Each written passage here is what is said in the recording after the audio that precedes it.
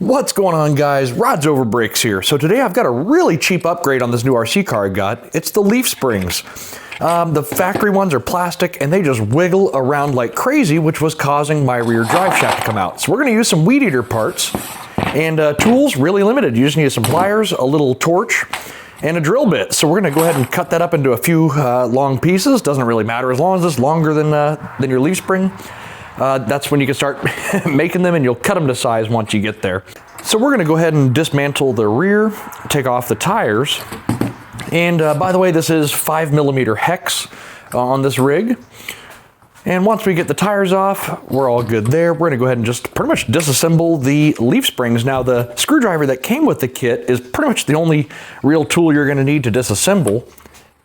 We're going to take off the shocks and yeah, these little plastic leaf springs, man, they were causing me quite a bit of grievances. You know, even if you accelerated hard on asphalt, it would cause this axle to wrap, and all that clicking noise, I think in one of my videos you could hear, it was causing the U-joint to come out, and no one wants a loss of power. So with our leaf springs out and our 4 little pieces taken off the weed eater pull start thing, we're gonna go ahead and just kind of copy this shape.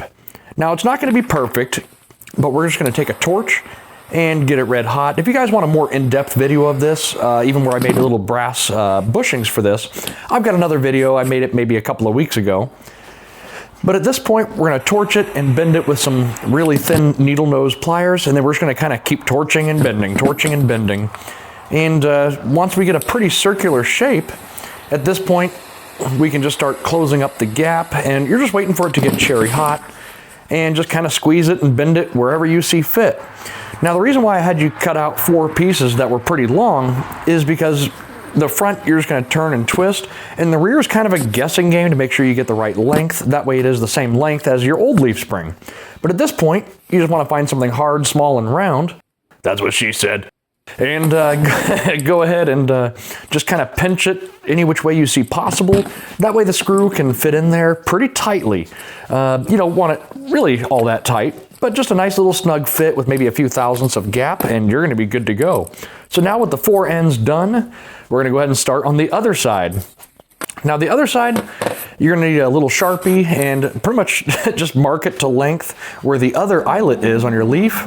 Now, once you've done that and done all the torching and bending, mark out where your little holes are supposed to be, and that is it. Now, this spring metal actually drills out pretty easy. I am using a really high-end Milwaukee drill bit, and it just bolts right back into place. Now, if you want to lift your Jeep a little bit, you can also arch these springs. Being that I'm doing a drift build, I kept the springs pretty flat, hoping to lower the Jeep maybe a 1/4 of an inch or so. And everything just bolts right back into the factory place, and you've just now done it for free.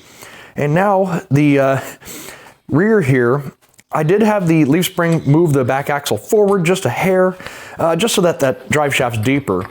And feeling it before I put the shocks on, the rear does feel a little bit softer. So if you arched the springs, you would have a little bit more height and a softer suspension, which this thing definitely needed if you're going to take it off-road.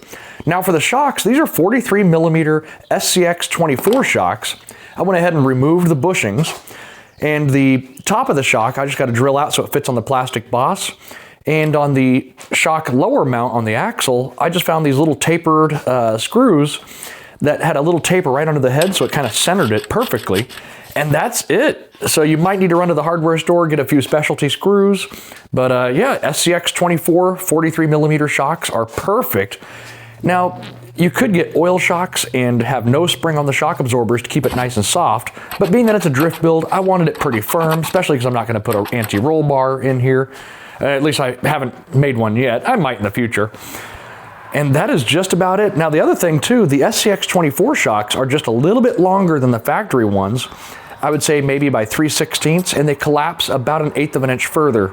So it's just a really good upgrade, even if you leave the factory leaf springs in there. The SCX 24 shocks are just perfect for this. And now we're going to go ahead and just do the same for the front. Now you can see here I'm rotating the tire and how much that axle moves, and look how little the back moves. I mean, that thing is just way set in place. I mean, that's just nice and straight. And the front is all wiggly wiggly. It's pretty bad. So we're going to go ahead and just get all the front done, and I'll be right back. All right, we're looking pretty good up here. Now this was a really simple procedure. I probably did this in maybe 20 minutes, 25 minutes, and it just worked out better than I could have ever pictured. I'm really happy with this. And with it all put back together, you are ready to rock this thing. And you've just about upgraded it for, well, if you just do the leaves, for just about free. Everyone's got a free broken weed eater in their backyard that you could scavenge the pull start spring from. And the SCX24 shocks, you can typically find those on Amazon from 10 to 20 bucks. And you don't need much, a lighter, some pliers, and a drill. And you are ready to rock. Anyways, guys, thanks for watching and stay tuned. I got a lot more builds to do to this thing, and well, we'll see how it does at a little drift competition if I can find one pretty close to here after I learn how to, drift a car. See you later.